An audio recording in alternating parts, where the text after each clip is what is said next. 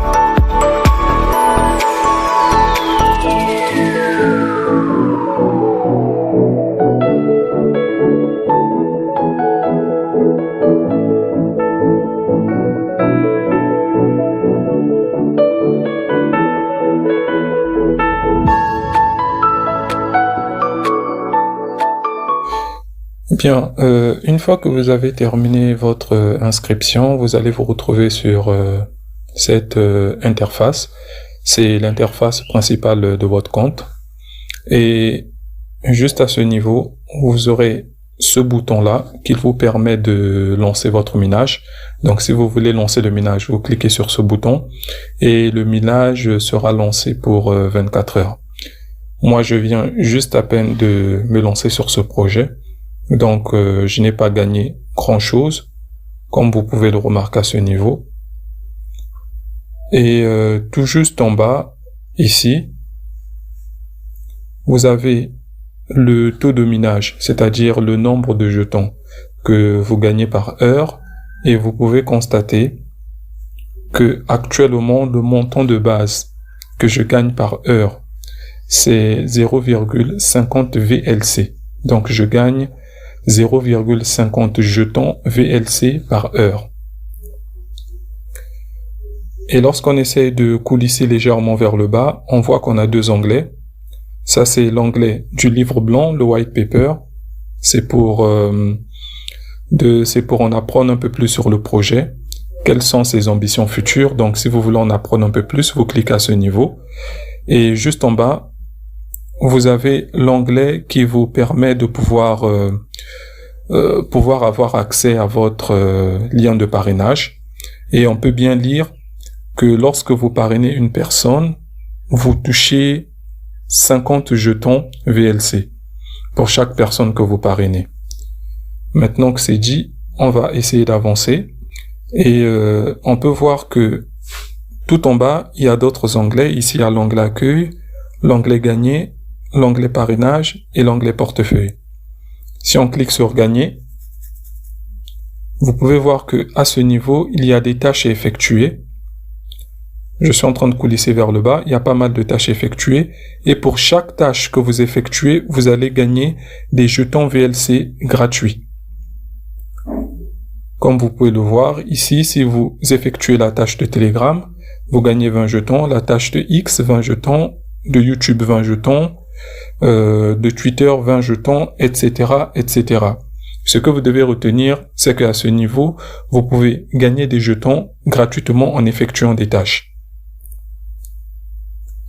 Et lorsqu'on clique sur parrainage, à ce niveau, c'est un petit raccourci pour pouvoir avoir accès à votre lien de parrainage.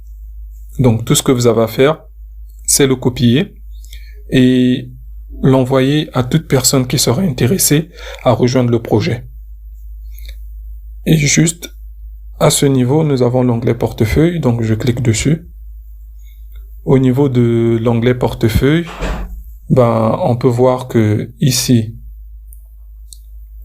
il y a le montant de mes actifs minés.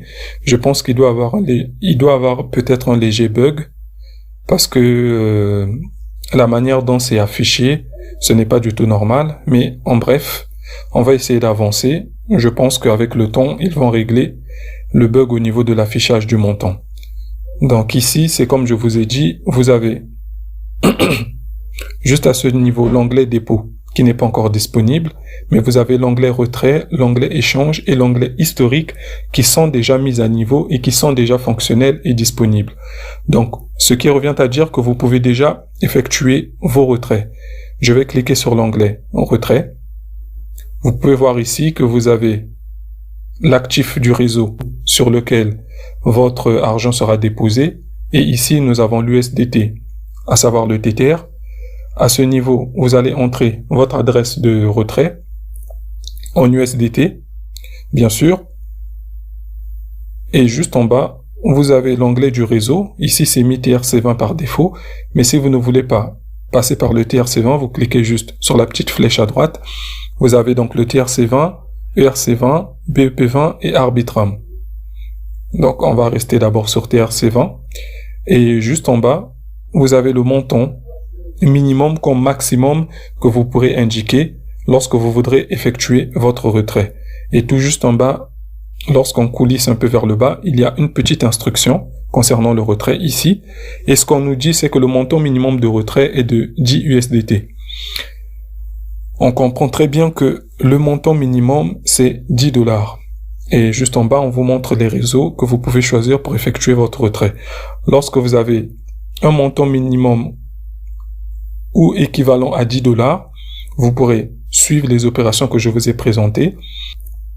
Et lorsque vous serez d'accord avec toutes les informations que vous avez rentrées relatives à votre retrait, vous allez cliquer juste sur retrait et le retrait va s'effectuer instantanément. Donc je reviens en arrière. Je clique sur accueil pour revenir sur l'écran principal.